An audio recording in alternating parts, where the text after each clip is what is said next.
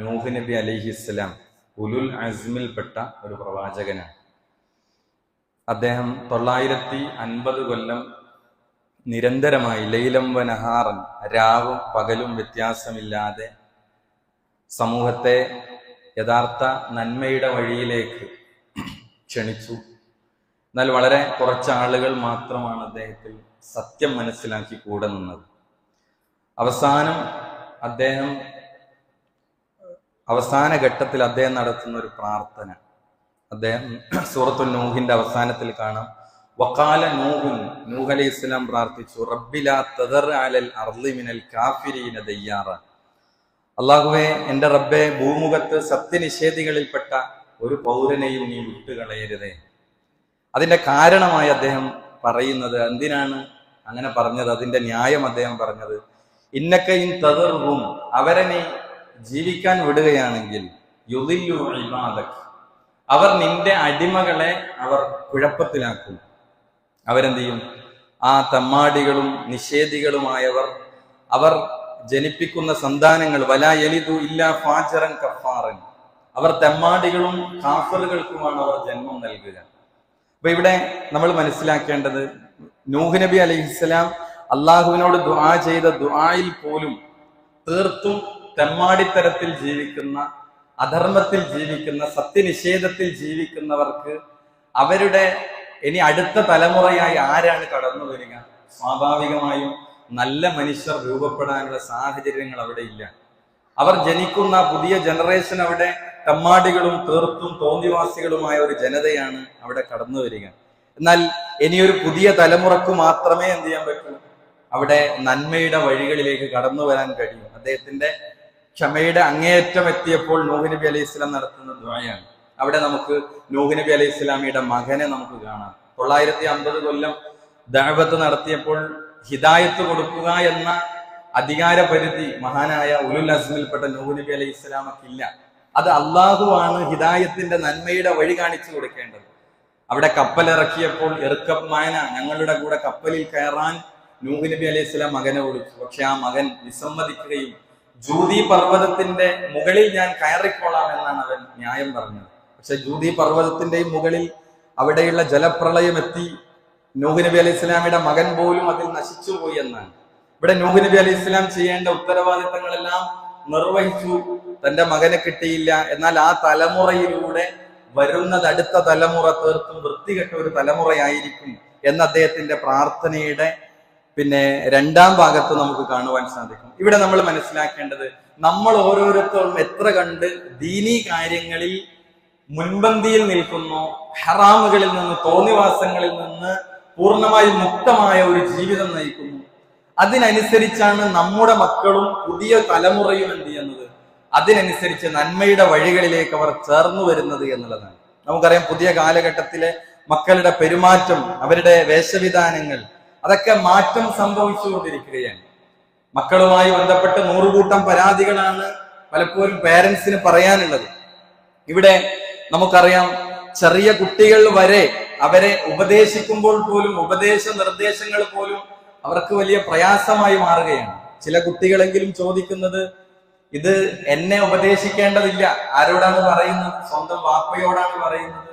നിങ്ങൾ എന്നെ ഉപദേശിക്കേണ്ടതില്ല, ഇത് എന്റെ സ്വാതന്ത്ര്യമല്ലേ എന്ന് ചോദിക്കുന്നത് ഒരു 8ാം ക്ലാസ്സുകാരനും 7ാം ക്ലാസ്സുകാരനൊക്കെ ആയ ആ പ്രായത്തിലുള്ള കുട്ടികൾ വാപ്പയോട് ചോദിക്കുന്നത് ഇത് എന്റെ സ്വാതന്ത്ര്യമാണ് എന്നുള്ളതാണ്. ഉപദേശങ്ങൾ അവർക്ക് കൃത്യമായി ഉൾക്കൊള്ളാൻ കഴിയുന്നില്ല എന്നുള്ളതാണ്. ഇവിടെ അവരുടെ ഇച്ഛക്കും ഇഷ്ടത്തിനും അനുസരിച്ച് മുന്നോട്ട് പോകാമെന്ന ഒരു നിലപാടാണ് പുതിയ കാലഘട്ടത്തിൽ ഒരു സംസ്കാരമായി അവർ സ്വീകരിച്ചു പോന്നിരിക്കുന്നത്. ഇവിടെ നമുക്കറിയാം, ഏതു കാര്യങ്ങളും നമുക്ക് അല്ലാഹു സുബ്ഹാനഹു വ തആലയുടെ കൽപ്പനക്കനുസരിച്ചാണ് നമ്മുടെ ഓരോരുത്തരുടെയും ജീവിതം മുന്നോട്ട് പോകേണ്ടത്. നിയമങ്ങളും നിർദ്ദേശങ്ങളും എല്ലാം ഏത് സംവിധാനത്തിന്റെ ഉള്ളിലുമുണ്ട്. മാതാപിതാക്കൾ അവരുടെ പൊസിഷനിൽ നിൽക്കുമ്പോൾ അവരുടെ അവകാശമാണ് എന്ത്? തന്റെ കീഴിലുള്ള കുട്ടി വരെ ഉപദേശിക്കുക എന്നത്. ഒരു രാജ്യത്ത് നമ്മൾ ജീവിക്കുമ്പോൾ, ഒരു പൗരനാകുമ്പോൾ രാജ്യത്ത് നിയമങ്ങളും കാര്യങ്ങളൊക്കെ ഉണ്ടാകും. നമ്മളൊരു വണ്ടി ഓടിച്ചു പോകുമ്പോൾ നമുക്ക് പറയാൻ പറ്റുമോ, എനിക്ക് തോന്നിയതുപോലെ ഓടിക്കും, ഇവിടുത്തെ നിയമങ്ങളൊന്നും എനിക്ക് ബാധകമല്ല? ഏത് കാര്യത്തിൽ നമ്മൾ ഇടപെടുമ്പോഴും അവിടെയൊക്കെ നിയമങ്ങളും നിർദ്ദേശങ്ങളും ഉപദേശങ്ങളൊക്കെ നമുക്കുണ്ടാകും. അത് അനുസരിക്കാനും അത് കേൾക്കാനും ഉൾക്കൊള്ളാനും നമ്മൾ ഓരോരുത്തരും ബാധ്യസ്ഥരാണ് എന്നുള്ളതാണ്. ഇവിടെ നമുക്കറിയാം, നമ്മുടെ മക്കൾ പൂർണ്ണമായും ഒരു ഒഴിവ് സമയത്തിലേക്ക്, ഒരു അവധിക്കാലത്തേക്ക് അവര് കടന്നുപോയിരിക്കുകയാണ്. ഇവിടെ മക്കൾക്ക് വെറും കളിക്കാനുള്ള സമയമല്ല യഥാർത്ഥത്തിൽ ഈ വെക്കേഷൻ കാലം എന്ന് പറയുന്നത്, മറിച്ച് അവരുടെ ഈമാനും അവരുടെ സ്വഭാവവും ഒക്കെ കരിപ്പിടിപ്പിക്കാനുള്ള ഏറ്റവും നല്ല സുവർണാവസരമാണ് യഥാർത്ഥത്തിൽ നമുക്ക് കിട്ടിയത്. അവർക്ക് സ്കൂളും മറ്റു മദർസയും മറ്റു തിരക്കുകളും ഒന്നുമില്ലാതെ വളരെ ഫ്രീ ആയി നമ്മുടെ അടുത്തേക്ക് അവരെ നമുക്ക് ലഭിച്ചിരിക്കുകയാണ്. ഇവിടെ അവധിക്കാലം അർത്ഥവത്താക്കാൻ നമ്മൾ ശ്രദ്ധിക്കേണ്ട ഒരുപാട് കാര്യങ്ങളുണ്ട്. അതിൽ സമയത്തിന്റെ കാര്യത്തിൽ നമ്മൾ വളരെ ഗൗരവം കൊടുക്കേണ്ടതുണ്ട്. നമ്മളിങ്ങനെ രാവിലെയാകുന്നു, രാത്രിയാകുന്നു, അതങ്ങനെ റൊട്ടേറ്റ് ചെയ്ത് യാന്ത്രികമായി നമ്മളിൽ നിന്ന് സമയവും സന്ദർഭങ്ങളൊക്കെ കഴിഞ്ഞു പോവുകയാണ്. അതുകൊണ്ട് തന്നെ അവധി എന്ന് പറഞ്ഞാൽ ഉത്തരവാദിത്തങ്ങളിൽ നിന്നുള്ള മോചനമല്ല, പൂർണ്ണമായൊരു ഫ്രീഡം ലഭിക്കുക എന്നതല്ല. നമ്മുടെ ഓരോ സെക്കൻഡും അള്ളാഹുവിന്റെ മുമ്പിൽ ചോദ്യം ചെയ്യപ്പെടും. മക്കൾ വെറുതെ ഇരിക്കുമ്പോഴാണ് പലപ്പോഴും മോശം ചിന്തകൾ ശൈത്താൻ ഇട്ട് കൊടുക്കുക. പൂർണ്ണമായ ഒരു ഒഴിവ് സമയം, ഒരാൾക്ക് തിരക്കുകളില്ല. നമ്മൾ രാവിലെ സ്കൂളിലേക്ക് വിട്ടാൽ ഒരു 8 മണി 9 മണിക്ക് സ്കൂളിലേക്ക് വിട്ടാൽ ഒരു 5 മണിക്ക് തിരിച്ചു വരുന്ന കുട്ടിയെ സംബന്ധിച്ചിടത്തോളം ആ ടൈം അവൻ എൻഗേജ് ആണ്, സ്കൂളിൽ എൻഗേജ് ആണ്. അതിന്റെ യാത്രയിലും അതിന്റെ വൈകുന്നേരം വന്നാൽ കളികളിലും വർക്കുകളിലൊക്കെ അവൻ എൻഗേജ് ആയി മാറുകയാണ്. പക്ഷെ ഇപ്പൊ പൂർണ്ണമായിട്ട് ഫ്രീ ആണ്. ഇവിടെ ഈ ഫ്രീ സമയം എന്ന് പറയുന്നത് അത് വെറുതെ ഇരിക്കണ ആരോഗ്യമുള്ള ഒഴിവ് സമയത്തെ ശൈത്താൻ അവിടെ ചില പണികളെടുക്കും. അവൻ ഏതിലേക്കാണ് അവൻ കൊണ്ടുപോകുക? തിന്മകളിലേക്കാണ് അവൻ കൊണ്ടുപോകുക. മനുഷ്യന്റെ മനസ്സ് തിന്മകളോട് കണക്ട് ചെയ്ത് നിൽക്കുകയാണ്. കൂടുതൽ നന്മയോടല്ല താല്പര്യം. നമ്മളിങ്ങനെ തെളിച്ചു വിട്ടാൽ അവർ നന്മയുടെ വഴിയെ സ്വയം കണ്ടെത്തി വരൂല. കാരണം ശൈത്താൻ അവനെ കൂടുതൽ കൊണ്ടുപോകാൻ ശ്രമിക്കുന്നത് തിന്മയുടെ വഴികളിലേക്കാണ്. മോശം ചിന്തകൾ, മോശം കൂട്ടുകെട്ടുകൾ അവരെ പിടികൂടുന്നത്. അതുകൊണ്ടാണ് സൂറത്തു ശറഹിലെ ആയത്ത് നീ ഒന്നിൽ നിന്ന് വിരമിച്ചാൽ മറ്റൊന്നിൽ വ്യാപൃതനാവുക. എന്താണ് പണി എന്ന് ചോദിച്ചാൽ, എന്താണ് നിന്റെ ഏർപ്പാട് എന്ന് ചോദിച്ചാൽ, ഞാൻ ഫുൾ ഫ്രീ ആണ് എന്ന് പറയുന്നത് അപകടമുണ്ട്. അയാൾക്ക് ഒരു പണിയില്ല, ദുനിയാവിന്റെ കാര്യമില്ല, ആഖിറത്തിന്റെ കാര്യമില്ല. ഒരാൾ വെറുതെ ഇരിക്കുക എന്ന് പറഞ്ഞാൽ അവിടെ ശൈത്താൻ ഒരുപാട് മോശപ്പെട്ട ചിന്തകൾ അവിടെ കൊണ്ടുവന്നിട്ട് നമ്മുടെ മനസ്സിലേക്ക് ഇട്ടുതരും. അതുകൊണ്ട് തന്നെ ഉമർ റളിയല്ലാഹു അൻഹുവിനെ പോലെയുള്ള സഹാബികൾ പറഞ്ഞത്, നീ ആഖിറത്തിന്റെ പരലോകത്തിന്റെ കാര്യത്തിൽ ഒന്നുമില്ലെങ്കിൽ ഈ ദുനിയാവിന്റെ കാര്യത്തിൽ വ്യാപൃതനാവുക എന്ന് പറഞ്ഞാൽ ഹലാലായ കാര്യങ്ങൾ. ഇപ്പൊ വീട്ടിൽ എന്തെങ്കിലുമൊക്കെ ചില ആക്ടിവിറ്റീസ് ചെയ്യുക, അവിടെ കൃഷികളിൽ അല്ലെങ്കിൽ വീട് ക്ലീനിങ്ങുകളിൽ, ഇങ്ങനെ ഒരു മനുഷ്യൻ ഭൗതികമായ കാര്യത്തിൽ എങ്കിലും വ്യാപൃതനാവുക. അല്ലെങ്കിൽ ശൈത്താൻ അവിടെ കൊണ്ടുവന്ന് അവന് കൊടുക്കുന്നത് തിന്മകളുടെ അവസരങ്ങൾ സൃഷ്ടിക്കപ്പെടും എന്നുള്ളതാണ്. ഇവിടെ ഒരു അറബി കവി പാടിയതുപോലെ, ഇന്ന ശബാബ വൽ ഫറാഗ വൽ ജിദ മഫ്സദത്തുൽ ലിൽ മർഇ ഐ മഫ്സദ. യൗവനവും ഒഴിവ് സമയവും പണവും ഒരാളിൽ ഒത്തുചേർന്നാൽ അത് മനുഷ്യനെ വലിയ നാശങ്ങളിലേക്ക് കൊണ്ടുപോകുന്നതാണ്. നമ്മളെ മക്കളുടെ കയ്യിൽ ഇതൊക്കെ ഉണ്ട്. ഒഴിവ് സമയമുണ്ട്, അവർ യുവത്വത്തിന്റെ പ്രസരിപ്പിലാണ്, അവരുടെ കയ്യിൽ പണവുമുണ്ട്. ഒരു അറബി കവി പാടിയ പാട്ടാണ്. ഈ മൂന്നും ഒരാളിൽ ഒത്തുവന്നാൽ മനുഷ്യനെ വലിയ നാശങ്ങളിലേക്ക് അത് നയിക്കുമെന്നാണ്. യൗവനവും ഒഴിവ് സമയവും പണവും സമ്പത്തും മൂന്നും ഒന്നിച്ചു ചേർന്നാൽ. അതുകൊണ്ട് തന്നെ സമയം എന്നത് വലിയ അനുഗ്രഹമാണ്. സമയത്തെക്കുറിച്ചുള്ള വിചാരണയുണ്ട് എന്നാണ് റസൂലുള്ളാഹി സ്വല്ലല്ലാഹു അലൈഹി വസല്ലമ പറഞ്ഞു. സമയത്തെക്കുറിച്ച് വിചാരണയുണ്ട്. അതുകൊണ്ടാണ് 5 കാര്യങ്ങൾ വരുന്നതിന് മുമ്പ് 5 കാര്യങ്ങൾ ഉപയോഗപ്പെടുത്തണം. നബി സല്ലല്ലാഹു അലൈഹി വസല്ലമ ലിറജുലിൻ വഹുവ യഇലുഹു, ഒരാളെ ഉപദേശിച്ചുകൊണ്ടിരിക്കെ പ്രവാചകൻ സല്ലല്ലാഹു അലൈഹി വസല്ലം പറഞ്ഞു, ഇഗ്തനിം ഖംസൻ, 5 കാര്യങ്ങളെ നിങ്ങൾ ഉപയോഗപ്പെടുത്തണം. ഖബല ഖംസിൻ, 5 കാര്യങ്ങൾ നിങ്ങളിലേക്ക് വരുന്നതിന് മുമ്പായി. അതിലൊന്ന് ശബാബക ഖബല ഹറമിക, നിന്റെ വാർദ്ധക്യം വരുന്നതിന് മുമ്പ് നിന്റെ യുവത്വത്തെ നീ ഉപയോഗപ്പെടുത്തണം. വസിഹതക ഖബല സഖമിക, നിനക്ക് നിന്റെ രോഗത്തിന് മുമ്പുള്ള ആരോഗ്യത്തെ നീ ഉപയോഗപ്പെടുത്തണം. വഗിനാക ഖബല ഫഖരിക, അതേപോലെ ദാരിദ്ര്യത്തിന് മുമ്പുള്ള നിന്റെ സമ്പന്നതയെ നീ ഉപയോഗപ്പെടുത്തണം. വഫറാഗക ഖബല ശുഗ്ലിക, നാലാമത്തത് തിരക്കുകൾക്ക് മുമ്പുള്ള നിന്റെ ഒഴിവ് സമയത്തെ നീ ഉപയോഗപ്പെടുത്തണം. വഹയാതക ഖബല മൗതിക, മരണത്തിന് മുമ്പുള്ള നിന്റെ ജീവിതത്തെ നീ ഉപയോഗപ്പെടുത്തണം. 5 കാര്യങ്ങൾ. വരുന്നതിന് മുമ്പ് 5 കാര്യങ്ങൾ ഉപയോഗപ്പെടുത്താണ്. അതിന് മുൻഗണന കൊടുക്കേണ്ടത് എന്താണ് സഹോദരങ്ങളെ? ഈ വെക്കേഷൻ സമയത്ത് നമ്മൾ മുൻഗണന കൊടുക്കേണ്ടത്, നമ്മൾ ഒരുപാട് പ്രശ്നങ്ങൾ ആണ് പറയുന്നത്. നമ്മുടെ കുട്ടികളുടെ വേഷവിധാനത്തിൽ ഏതൊക്കെയോ രാജ്യത്തിന്റെ സംസ്കാരങ്ങളും എവിടെയൊക്കെയോ ആരൊക്കെയോ ധരിച്ച വേഷങ്ങളുടെ മോഡലായി അതിനെ അനുകരിച്ചുകൊണ്ടാണ് അവന്റെ പാൻസ്, അവന്റെ ടീഷർട്ട്, അവന്റെ മുടി, അവന്റെ മറ്റു സംസ്കാരങ്ങളൊക്കെ രൂപപ്പെട്ടത്. എവിടുന്നാണ്? ഇതെങ്ങനെയാണ്? അതൊരു ട്രെൻഡ് രൂപപ്പെട്ടതാണ്. ആരോ അങ്ങനെയാണ് ഉടുത്തത്, ആരോ അങ്ങനെയാണ് മുടി വെട്ടിയത്. അതിനനുകരിച്ച് അവനും എന്ത് ചെയ്യാണ്? ആ ട്രെൻഡിനനുസരിച്ച് എന്ത് ചെയ്യാണ്? മുടി വെട്ടുകയാണ്, പാൻസ് ധരിക്കുകയാണ്, ടീഷർട്ട് ധരിക്കുകയാണ്.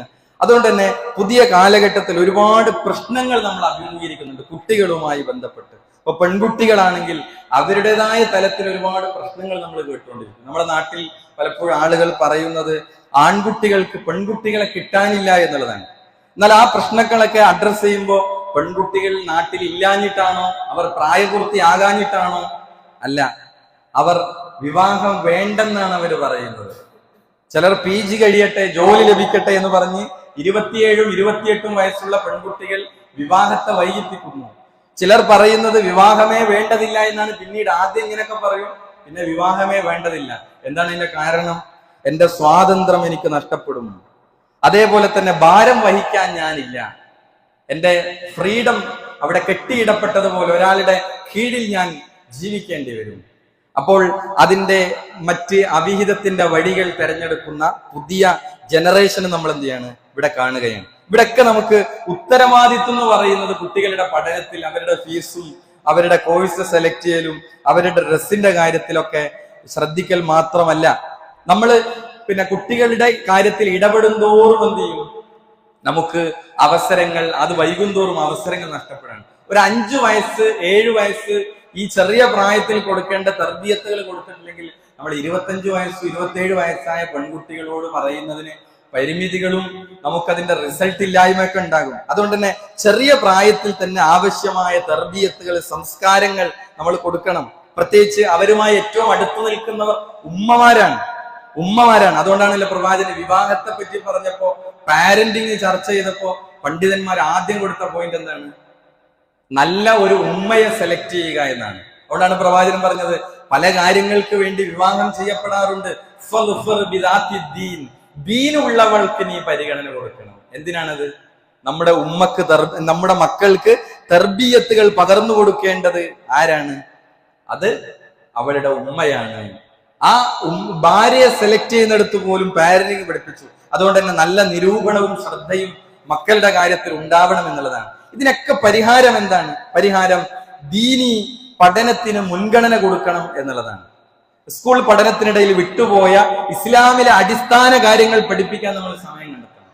നമ്മുടെ കുട്ടികൾക്ക് ഫുട്ബോൾ താരങ്ങളുടെ പേരറിയാം, സെലിബ്രേഷൻ, പിന്നെ അതേപോലെ യൂട്യൂബുകളിലൊക്കെ ബ്ലോഗർമാരുടെ പേരുകളും ഡീറ്റെയിലൊക്കെ അവർക്ക് എന്ത് ചെയ്യാം, അതിന്റെ എല്ലാ A to Z കാര്യങ്ങൾ അറിയാം.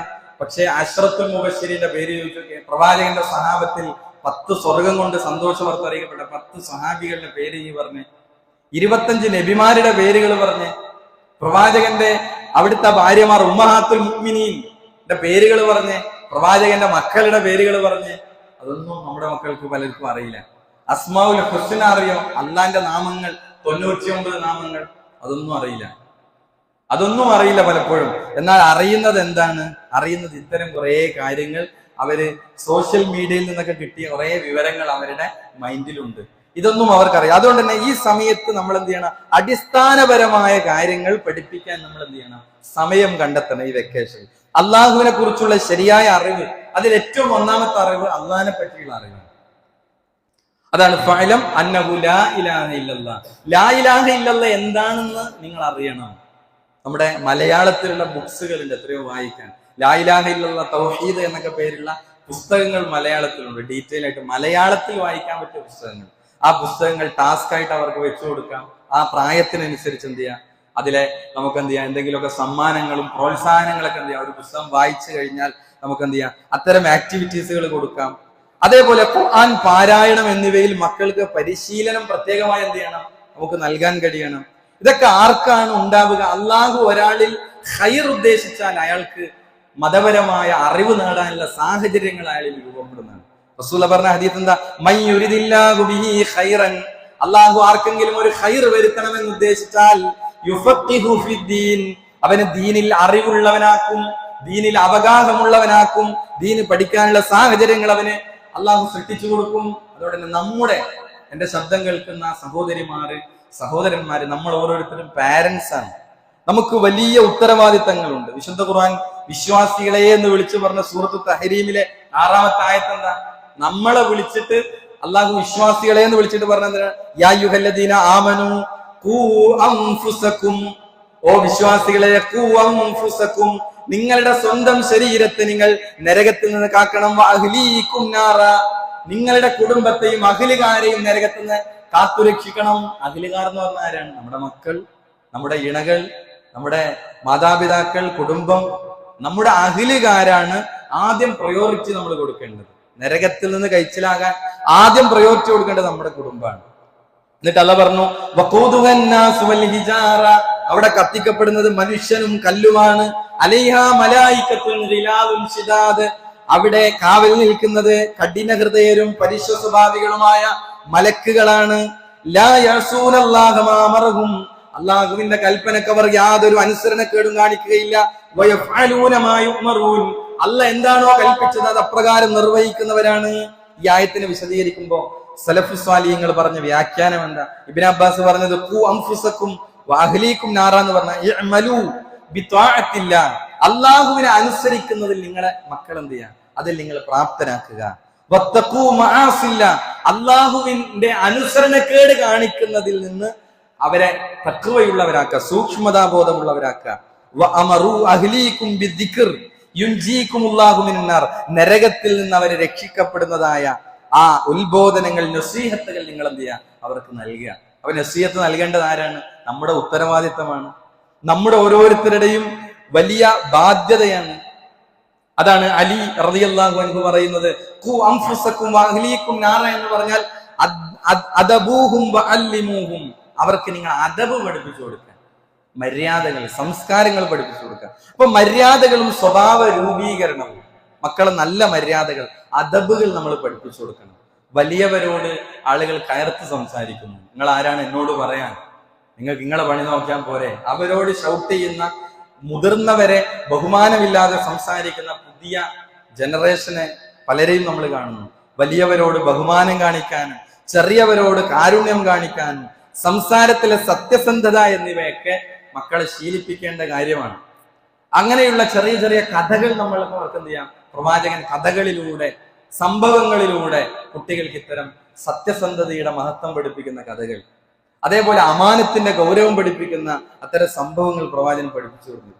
ഇബ്നുൽ മുബാറക് റഹിമഹുല്ല പറയാണ് നഹ്നു ഇലാ ഖലീലിൻ മിനൽ അദബി അഹ്വജു മിന്നാ ഇലാ കസീരിൻ മിനൽ ഇൽം, നമുക്ക് ഒരുപാട് അറിവിനേക്കാൾ ആവശ്യമായിട്ടുള്ളത് അല്പം മര്യാദയാണ്, അദബുകളാണ് എന്നാണ്.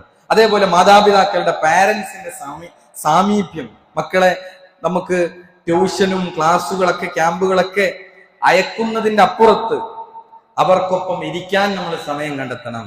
അവരെ കേൾക്കാൻ നമ്മൾ തയ്യാറാണ്. അവരെ കേൾക്കാൻ നമുക്ക് സമയമില്ല, നമ്മൾ തിരക്കിലാണ്, അവരോടൊപ്പം ഇരിക്കുന്നില്ല.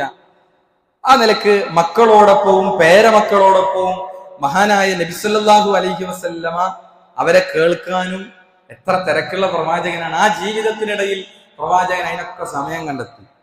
അവരോടൊപ്പം കളിച്ചു, നബി സമയം ചെലവഴിച്ചു. അല്ലെ, റസൂലുള്ളാഹി സ്വല്ലല്ലാഹു അലൈഹി വസല്ലമയുടെ ജീവിതത്തെ പറ്റി അങ്ങനെയാണ് പറയുന്നത്. ഹസൻ ഹുസൈൻ റളിയല്ലാഹു അൻഹുമ എന്നിവരെ തോളിലേറ്റി ആരോടൊപ്പം കളിച്ചു, നബി സമയം ചെലവഴിച്ചു. അതേപോലെ ചില സുജൂദുകൾ ദീർഘിച്ചു പോയി, പള്ളിയിൽ നിസ്കരിച്ചു കൊണ്ടിരിക്കുകയാണ്, റസൂലുള്ളാഹി ഇമാമാണ്, പക്ഷെ പ്രവാചകന്റെ ഷോൾഡറിൽ കാര്യങ്ങനെ ഇരിക്കുകയാണ്. പ്രവാചകൻ നമസ്കാരം, സുജൂദുകൾ ചിലപ്പോൾ ദീർഘിച്ചു പോയി. അപ്പൊ ഈ അവധിക്കാലത്ത് നമ്മുടെ മക്കളുടെ കൂടെ യാത്രകൾ ചെയ്യാനും അവരുടെ സംശയങ്ങൾക്കൊക്കെ മറുപടി നൽകാൻ, നല്ല നിലക്ക് അവർ പറയുന്നത് കേൾക്കാനും, അത്തരം യാത്രകളിൽ നമുക്ക് എന്ത് ചെയ്യാം? അതങ്ങനെ പറഞ്ഞുകൊണ്ടിരിക്കുക, ഉപദേശിക്കുക എന്നതിനപ്പുറത്ത് സാന്ദർഭികമായി നമുക്ക് എന്ത് ചെയ്യാം? ആ കാര്യങ്ങൾ തിരുത്തി കൊടുക്കാനും അവരെ കേൾക്കാനും അവർക്ക് മറുപടി നൽകാനൊക്കെ നമുക്ക് പറ്റും. അനസ് റളിയല്ലാഹു അൻഹു പറയാണ്, നബി സല്ലല്ലാഹു അലൈഹി വസല്ലം, ഇമാം ബുഖാരി മുസ്ലിം റിപ്പോർട്ട് ചെയ്ത ഹദീസാണ്, നബി സല്ലല്ലാഹു അലൈഹി വസല്ലം കുട്ടികളുടെ അരികിലൂടെ നടന്നു പോകുമ്പോൾ അവർക്ക് സലാം പറയാറുണ്ടായിരുന്നു. നബി അവരോട് അടുത്തു പോയി അവർക്ക് പ്രത്യേകമായി സലാം പറഞ്ഞിരുന്നു. പ്രവാചകന്റെ എളിമയും പ്രവാചകന്റെ ആ വിനയവുമാണ് നമുക്ക് അറിയിച്ചു തരുന്നത്. കുട്ടികളോട് ആ കാർക്കശ്യമായി പെരുമാറുന്നതിന്റെ പുറത്ത് വാത്സല്യവും സൗഹൃദവും കാണിച്ചുകൊണ്ടാണ് പ്രവാചകൻ സല്ലല്ലാഹു അലൈഹി വസല്ലമയുടെ തിരുത്തലുകൾ നമുക്ക് കാണാൻ സാധിക്കുന്നത്. നബി സല്ലല്ലാഹു അലൈഹി വസല്ലം തന്റെ പേരമക്കളെ ഉമ്മ വെക്കുന്നത് കണ്ടപ്പോൾ ഒരു അറാബിയായ മനുഷ്യൻ ചോദിച്ചു, എനിക്ക് 10 മക്കളുണ്ട്, ഞാൻ ആരെയും ഇതുവരെ ചുംബിച്ചിട്ടില്ല. റസൂലുള്ളാഹി പറഞ്ഞെന്താണ്? മല്ലാ യർഹം ലാ യുർഹം, കരുണ കാണിക്കാത്തവനോട് കരുണ ചെയ്യപ്പെടുകയില്ല.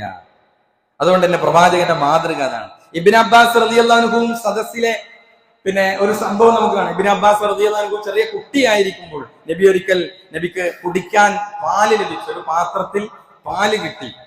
അപ്പോ സാധാരണ നബിയുടെ രീതി വലതുഭാഗത്തു നിന്നും ആണ് എന്ത് ചെയ്യേണ്ടത്, തുടങ്ങേണ്ടത്. വലതുഭാഗത്ത് ഒരു ചെറിയ കുട്ടി, അത് ഇബ്നു അബ്ബാസ് ആണ്. നമ്മൾ ഖുർആൻ തഫ്സീറുകളിൽ കാണുന്ന മഹാനായ ഏറ്റവും അറിവുള്ള ഇബ്നു അബ്ബാസ് റളിയല്ലാഹു അൻഹു ആണ്. അദ്ദേഹത്തിന്റെ ചെറിയ പ്രായം. ഇടതുഭാഗത്ത് പ്രായമായവരും ഇരിക്കുന്നുണ്ടായിരുന്നു. അങ്ങനെ വലതുവശത്തുള്ളവർക്കാണ് മുൻഗണന നൽകേണ്ടത് എന്നതുകൊണ്ട് തന്നെ നബി സല്ലല്ലാഹു അലൈഹി വസല്ലം ആ കുട്ടിയെ ഇവിടെ പ്രത്യേകമായി ചോദിച്ചു, ഇവർക്ക് മുതിർന്നവർക്ക് ആദ്യം നൽകാൻ നീ എനിക്ക് അനുവാദം നൽകുമോ? കാരണം പ്രായമുള്ള മുതിർന്ന ആളുകൾ ഇടതുഭാഗത്താണുള്ളത്, വലതുഭാഗത്ത് ഇബ്നു അബ്ബാസ് എന്ന കുട്ടിയാണുള്ളത്. അപ്പൊ ആ കുട്ടി പറഞ്ഞത്, ഇബ്നു അബ്ബാസ് എന്ന ആ കുട്ടി പറഞ്ഞത്, അള്ളാന്റെ റസൂലെ, അങ്ങയിൽ നിന്നുള്ള എന്റെ വിഹിതം മറ്റൊരാൾക്ക് നൽകാൻ ഞാൻ ആഗ്രഹിക്കുന്നു. അതിൽ പ്രവാചകനായതുകൊണ്ട് തന്നെ അദ്ദേഹം അതിലൊരു സ്വാർത്ഥത കാണിച്ചു. ആ കുട്ടി ആ പാല് കുടിക്കാൻ ഞാൻ ആദ്യം ആഗ്രഹിക്കുന്നു, അത് എനിക്ക് തന്നെ വേണം എന്ന് അദ്ദേഹം വാശി പിടിച്ചു. നബി സല്ലല്ലാഹു അലൈഹി വസല്ലം ആ പാല് ആദ്യം ആ കുട്ടിക്കാണ് നൽകിയത്, എന്നിട്ടാണ് പ്രവാചകൻ മറ്റുള്ളവർക്ക് നൽകിയത്. അപ്പോ ഉപദേശകർ മാത്രമായി നമ്മൾ മാറാതെ നമ്മുടെ ജീവിതത്തിൽ അത്തരം വലിയ മാതൃകകൾ കാണിക്കാൻ നമുക്ക് പറ്റണം, വലിയ മാതൃകകൾ കാണിക്കാൻ പറ്റണം. മക്കളോട് നമ്മൾ ഖുർആൻ ഓതാൻ പറയുന്നു, അതിന് വിശേഷം ഹിഫ്ള് ആക്കാൻ പറയുന്നു നമ്മൾ, പക്ഷെ നമ്മളെ പാരായണമോ? അപ്പൊ നമ്മൾ പാരായണം ചെയ്യുന്നില്ലെങ്കിൽ അത് പ്രശ്നമാണ്. അവരോട് നമസ്കരിക്കാൻ പറയുന്നു, ജമാഅത്തുകൾക്ക് പോകാൻ പറയുന്നു, പക്ഷെ നമ്മൾ ജമാഅത്തുകൾക്ക് നമ്മൾ എത്തുന്നില്ല, നമ്മൾ വൈകി എത്തുന്നു, നമ്മൾ സുന്നത്ത് നിസ്കാരങ്ങളിൽ ശ്രദ്ധിക്കുന്നില്ല.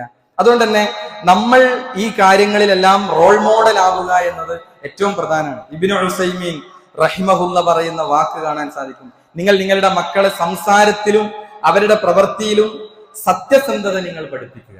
സത്യസന്ധത. അവരോട് സംസാരിക്കുകയാണെങ്കിൽ കളവ് പറയാതിരിക്കുക, അവർക്ക് വാഗ്ദാനം നൽകുകയാണെങ്കിൽ അത് ലംഘിക്കുകയും ചെയ്യാതിരിക്കുക. അവരോടുള്ള സംസാരത്തിൽ എന്തെങ്കിലുമൊക്കെ വീഴ്ചകളും അബദ്ധങ്ങളും പോരായ്മകളും വന്നാൽ അതൊരു ചോദ്യമാണ്. എന്തുകൊണ്ട് അങ്ങനെ? എനിക്ക് വാഗ്ദാനം തന്നു, അതൊന്നും ഇവിടെ നിറവേറ്റപ്പെടുന്നില്ല. എന്നോടത് പറയും, പക്ഷെ അതൊന്നും വെറും കളവുകളായി മാറുന്നു. അപ്പോൾ അവൻ നമ്മളിൽ നിന്ന് തന്നെ അത്തരം മാതൃകകൾ കാണുമ്പോൾ വലിയ പരിക്കുകൾ അവരിൽ ഉണ്ടാകുന്നതാണ്. ഉത്തുബത്തുനു അബി സുഫിയാൻ റഹ്മത്തുള്ളാഹി പറയാണ്, സന്താനത്തെ മര്യാദ പഠിപ്പിക്കുന്നവരോട് പറഞ്ഞു, മക്കളുടെ പ്രഥമ സംസ്കരണം നീ സ്വന്തത്തെ നന്നാക്കുന്നതിലാണ്. നിശ്ചയം അവരുടെ നയനങ്ങൾ നിങ്ങൾക്കുമേൽ ബന്ധിക്കപ്പെട്ടിരിക്കുന്നു, അവരുടെ കണ്ണുകൾ നിങ്ങൾക്കുമേൽ ബന്ധിക്കപ്പെട്ടിരിക്കുന്നു. മാതാപിതാക്കളുടെ മേൽ അവരുടെ അടുക്കൽ നന്മ നിങ്ങൾ ചെയ്യുന്നതും അവർ തിന്മയായി മനസ്സിലാക്കുന്നത് നിങ്ങൾ ഉപേക്ഷിക്കുന്നതുമായ കാര്യങ്ങളാണ്.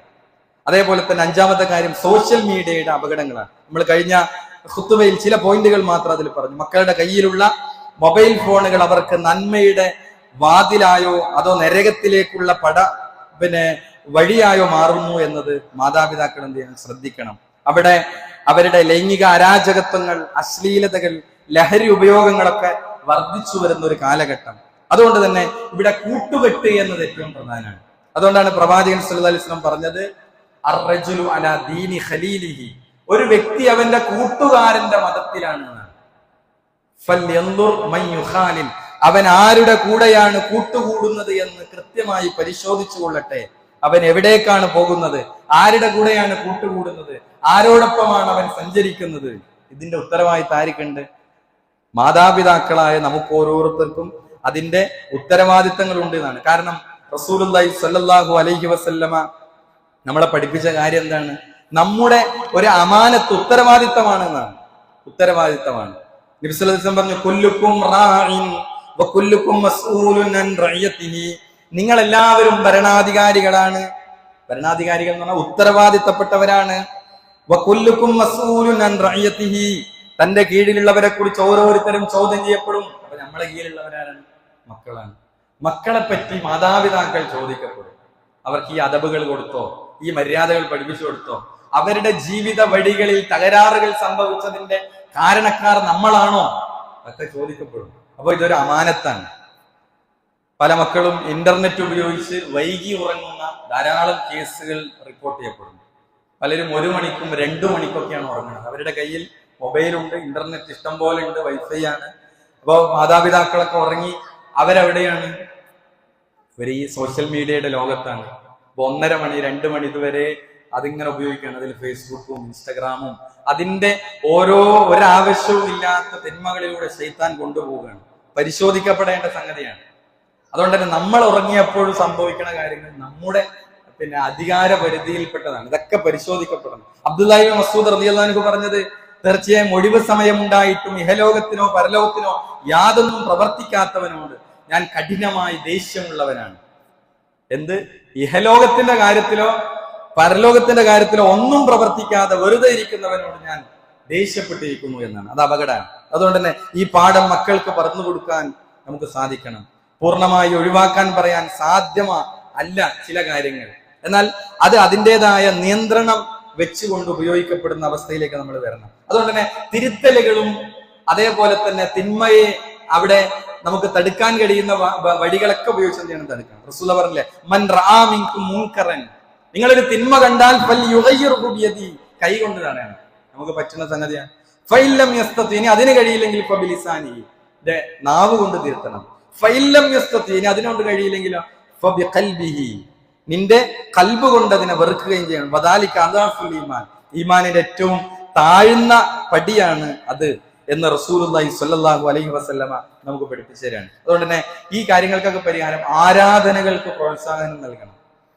ആരാധനകൾക്ക്, പള്ളികളിലേക്ക്, ജമാഅത്തുകളിലേക്ക് അവർ കടന്നു വരുന്നു എന്ന് യാ ബുനയ്യ അഖിമിസ് സ്വലാ, മഹാനായ ലുഖ്മാനുൽ ഹകീം അലൈഹിസ്സലാം സൂറത്തുൽ ലുഖ്മാനിൽ ആദ്യ ഭാഗത്ത് ലുഖ്മാൻ അലൈഹിസ്സലാം മകന് നൽകിയ ഉപദേശം, യാ ബുനയ്യ, എന്റെ പൊന്നു മോനെ എന്ന് പറഞ്ഞ് എത്ര ഉപദേശങ്ങളാണ് ലുഖ്മാൻ അലൈഹിസ്സലാം മകന് കൊടുത്തത്.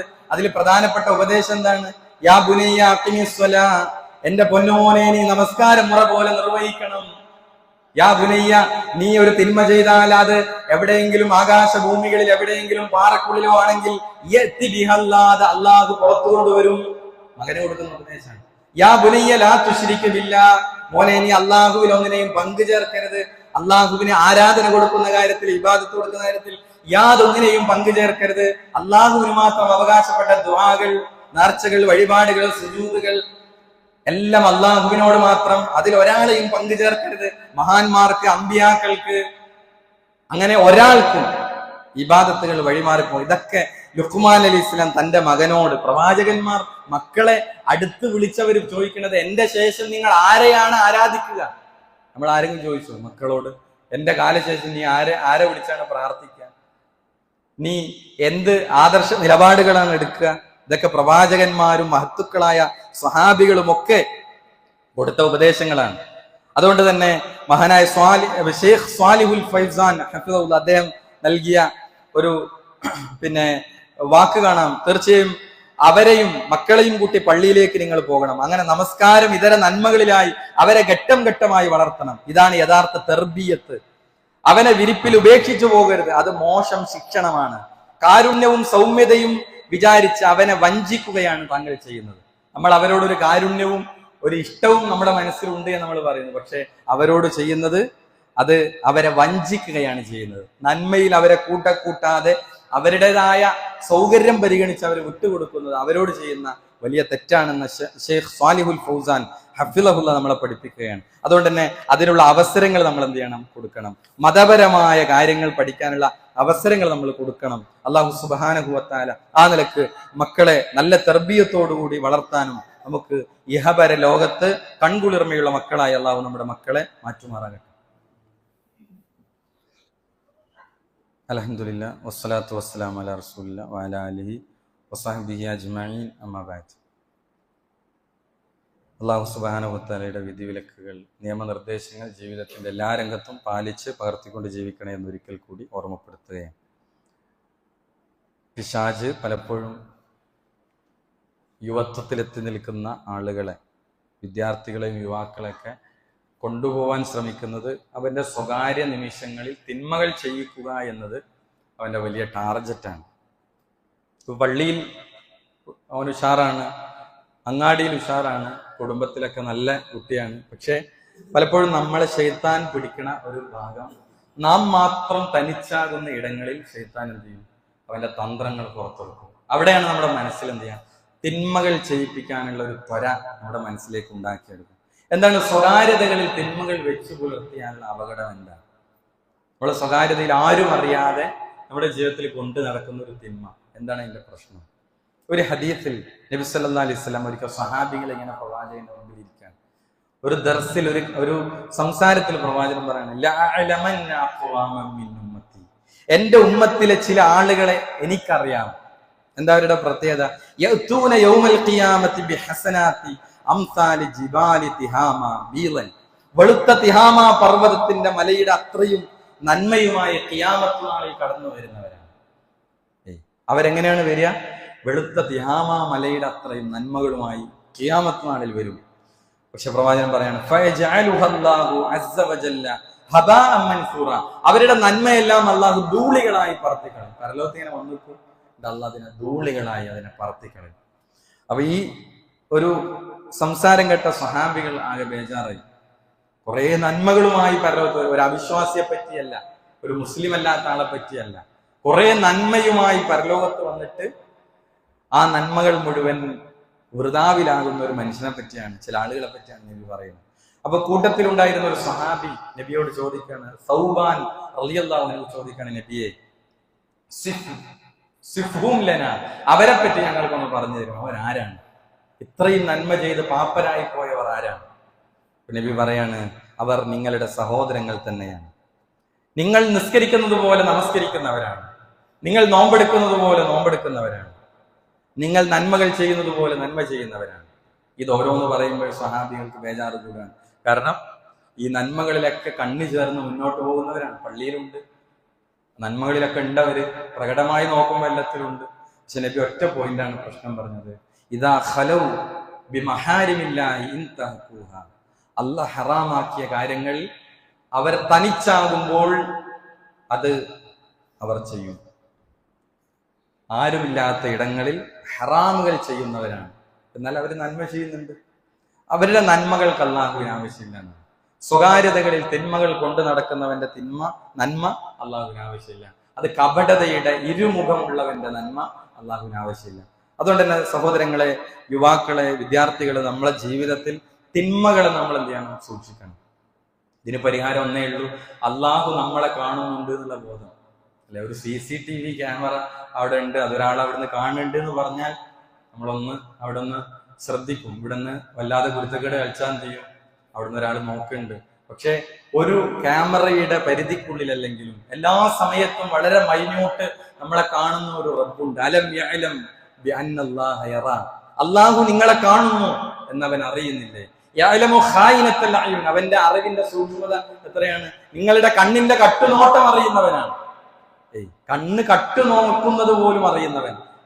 വമാ തുഖ്ഫി സുദൂർ, ഹൃദയത്തിന്റെ ഉള്ളിൽ ഒളിപ്പിച്ചു വെച്ചത് അറിയുന്നവനാണ്.